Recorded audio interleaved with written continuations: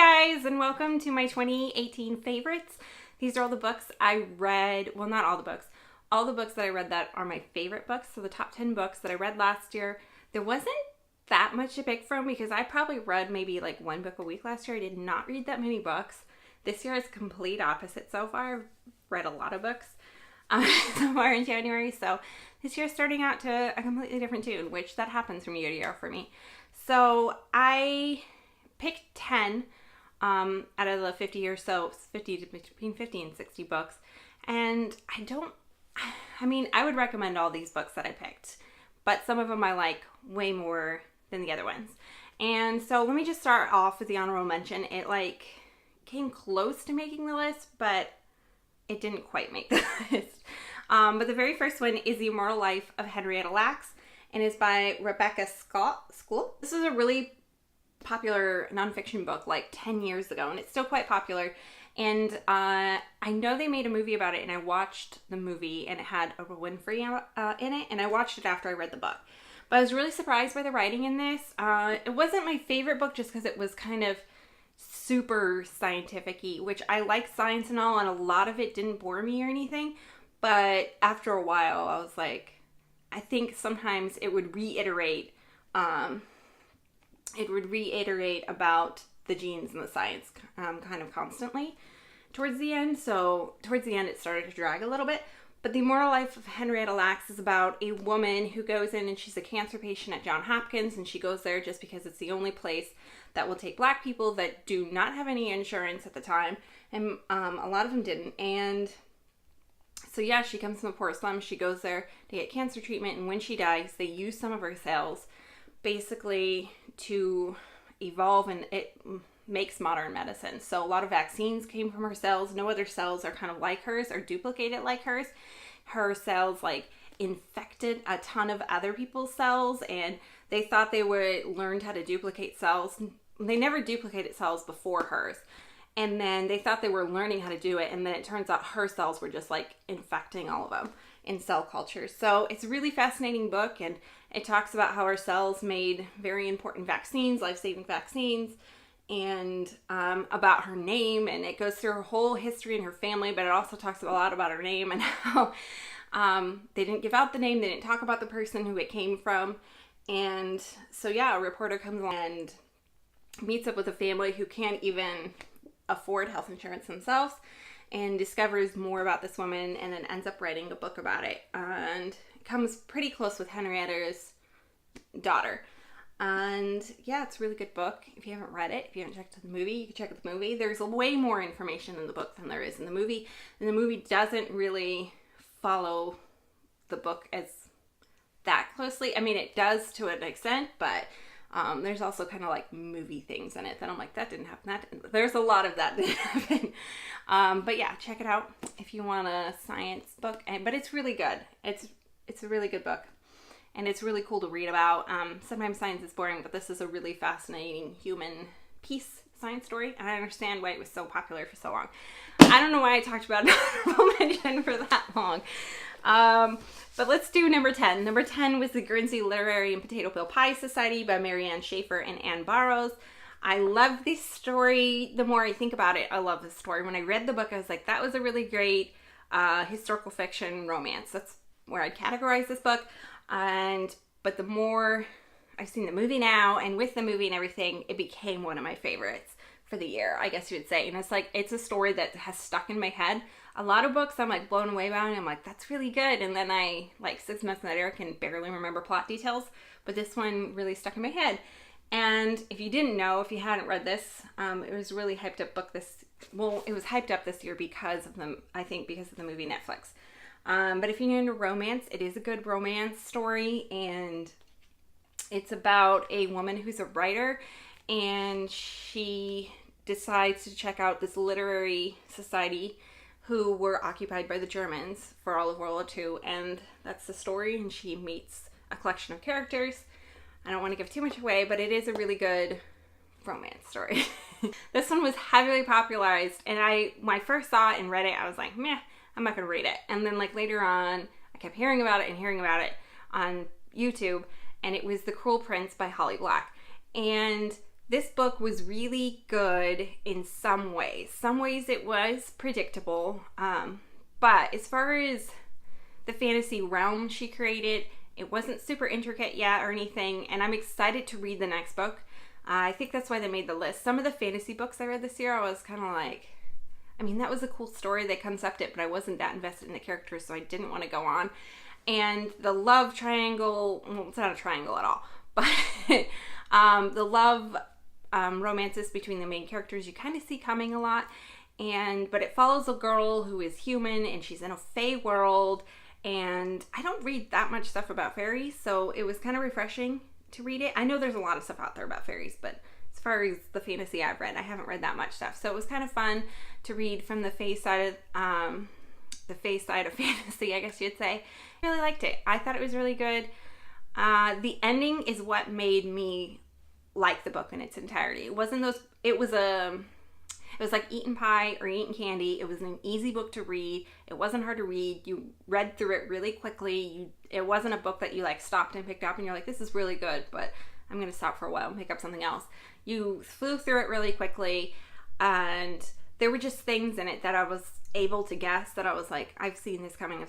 But the ending was really good, so I'm excited to read the next one. Hopefully it doesn't disappoint, because some books like this that I rate really high like this, and then I read the second one, I'm like, oh no. So I do believe it is out right now, The Wicked King, but I am like on the waiting list at the library. But I really did like this book, and I'm sure it's on a lot of people's favorites this year, or I'm sure it is. I have two mid-grade or children's books. So my children's book was Number in the Star by Lois Lowry, and I absolutely love this. If you love The Giver by Lois Lowry, you'll like this, and I'm an adult and I liked it. And it is a harrowing little story about a girl who, it's like all trapped in one night. You can read it really quickly. You could put it down, but it reads really quickly, and it's written for a younger audience, obviously. And it doesn't get into the intricacies of everything, but it's about a girl who basically is taking, she doesn't know it, but she's basically taking like a napkin that has cocaine on it to a guy that is shipping out Jewish people. And it tells a story in Denmark about how they saved almost all of their Jews by shipping them out, and the way they fooled the Nazis was letting the dogs smell. They would wave their like handkerchief, and it had cocaine on it, and it would numb the dog's smell, so the dog wouldn't know there were any humans that were being hidden in cargo. And so it's a really good story. It's really good, or really well written for the age level. It attacks at the seriousness of everything, but it's very approachable. It doesn't diverge into like everything, but you understand the concept and you understand it well, and it's really well done. She's a really gifted writer. So number 4 was another children's book, and it is Inside Out and Back Again by Thanhha Lane. And I think this was a Newbery Prize winner like 5-ish years ago, but it was a really well written book. I read it all in like one sitting really quickly. It was poetry, and I flew through it. And I don't even like poetry. I don't love children's books, reading them. I read them a lot, but this one was done so well. But it was about a little girl and her family who like fled because of the Vietnam War. They had to fled, and then when they came to the United States, it was like her adjustment to the United States and how people perceived her and the food she ate and that kind of thing. But it was done so well. I loved it. It was really good for like a diversity, I guess. It was just one of my favorite books I read this year, just because it was short and it was sweet and it got to the point and it was written well, and I just really truly enjoyed it. Number 5 is And I Darken by Kiersten White. And I really like this book. No idea what it was going into it. I just saw it like on my list of like popular reads, and it was an audiobook, and so I started listening to it, and I was like, this story sounds really familiar. Not realizing it, the book was a gender reversal role of Vlad the Impaler. I didn't realize that, and I was like, why does this story sound familiar? Because it starts when they are young. So, you know, when you've recorded a really long video, sorry to interrupt here, and you realize it didn't record. What? Okay, so I think I'm in the middle of And I Darken. So, Darken, yeah, I realized who they were, and it was a complete flip, and I realized quickly that it was a gender swap of Vlad the Impaler, and the story was really good. In the end, I think it was historically accurate to a point, but it was very fictitious because obviously we don't know exactly what Mumhead felt like, or Vlad the Impaler and all that stuff, but you shouldn't like these people, but she did a good way of like starting the story and trying to keep it so you like them. And she took like a feminist point of view with Vlad the Impaler, saying like she had to do this to keep her power and stuff. But there is a point in the third book, because it's like Now I Rise and I Darken, and oh gosh, I don't remember the last one, but there is a point in the third book where you're like, I don't like any of these people. They're all horrible. They've all made bad decisions now. It gets bad. And I really end up hating, her, but I really end up hating Mahmed. I just think, I mean, I liked their love story that she had written in the beginning, but by the end, I'm like, get this guy out of here. It's horrible. He's not nice. I mean, yeah, he took over Constantinople and like killed a ton of people to do it, but it's insane. It's crazy. I don't even know what I'm talking about now. So, And I Darken by Kristen White. The whole series I suggest reading, and I would recommend it to a lot of different people. Especially people who are into YA or historical fiction. It's pretty far-fetched historical fiction, but it's good. It's fun to read that. It's fun to read, especially fun to read about things that aren't overly done. Like, I know World War II is the most, like, historically researched war that's ever existed, but it's fun to read about things that aren't quite as overdone in the fiction world or historical fiction world. And so, it was good perspective. I'd like to read more stuff about that, and I would definitely read more stuff by the author. The author did not do a terrible job or anything. I mean, I think she took a very hard subject to make you like, but it was done really well. So my next two books were both by Sarah J. Maas. I'm going to start with the one I didn't like as much, I guess, but I really loved it, so I loved them both.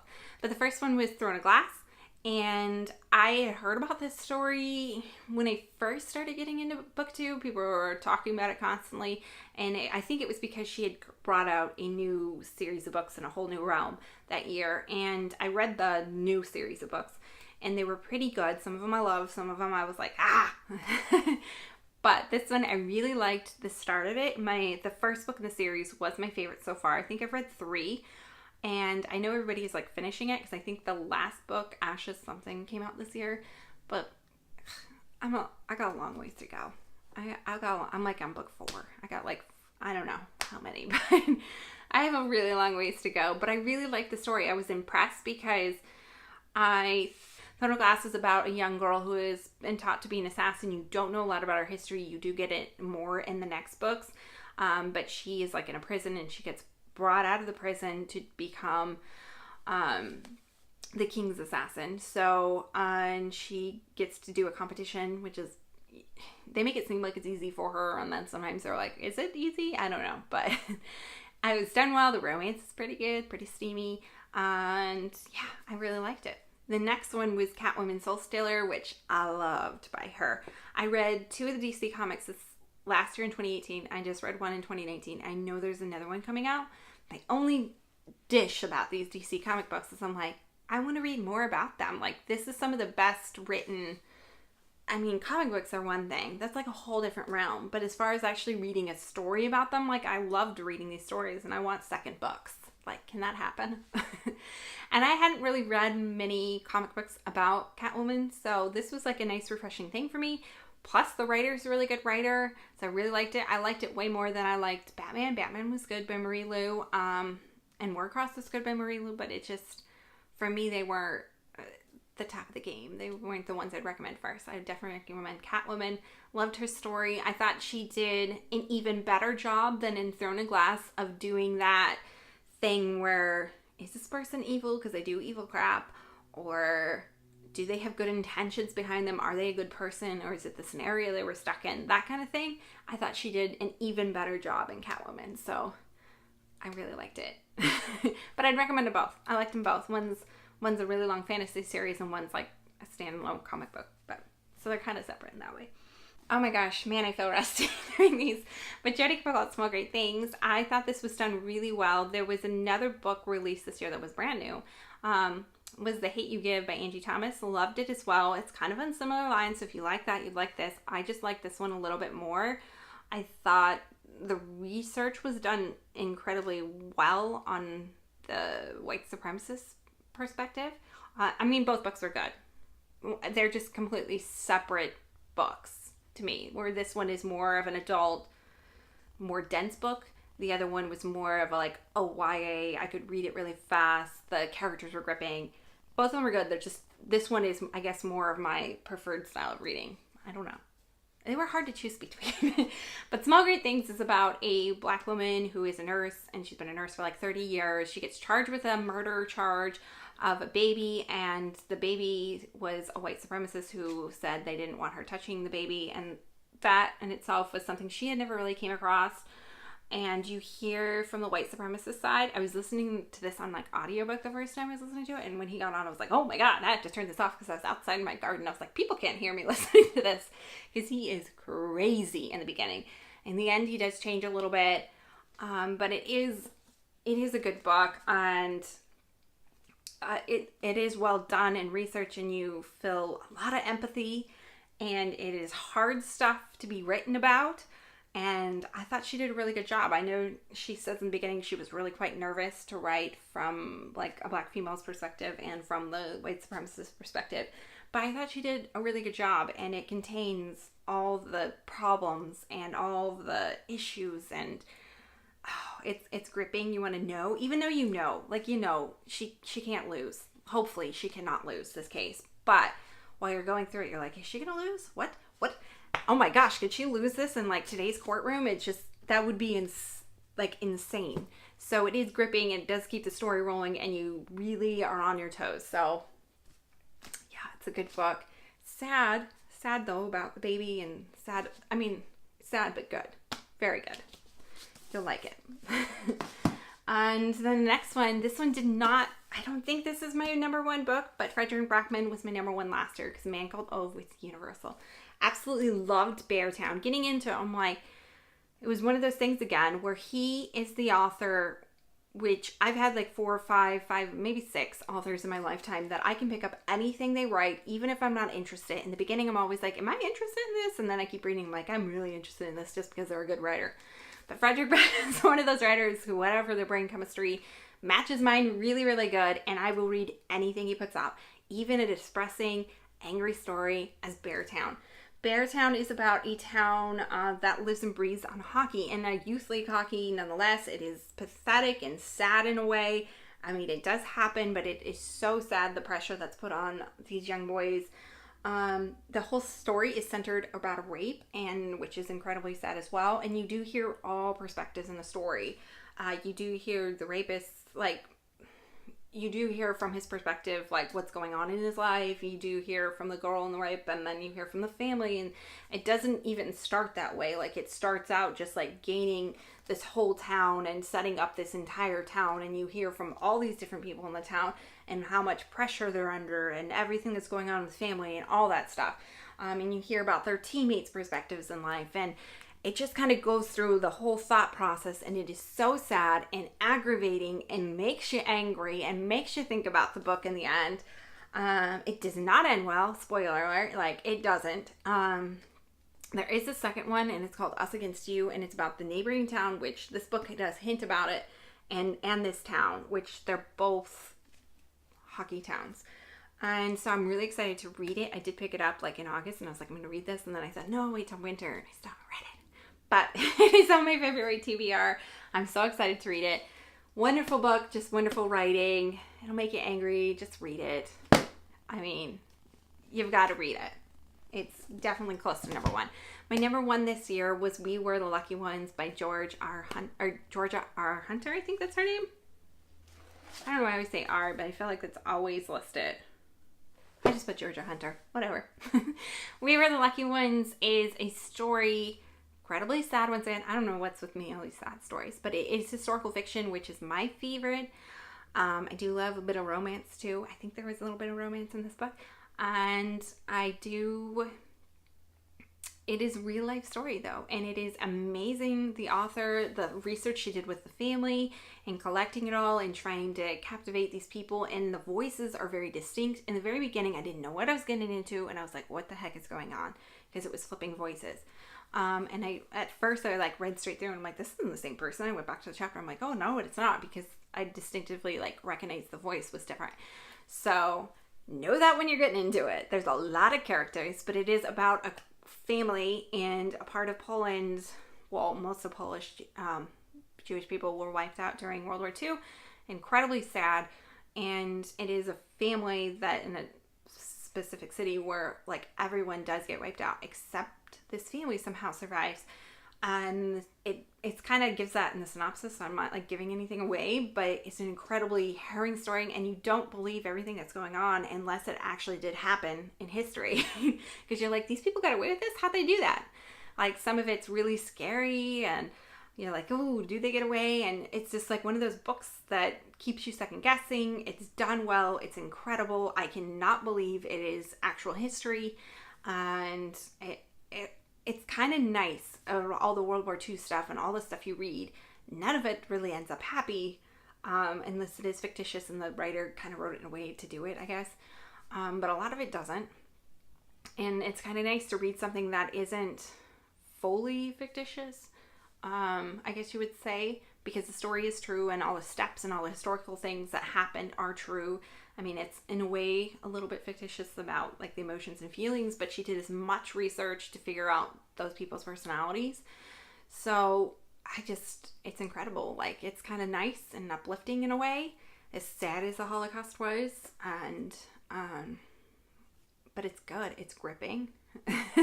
It's really, really good. It's one of the books, I think these are the ones that always end up making my number one, is a book that I can universally agree. That's why I don't have the book, is because I keep giving it out to people.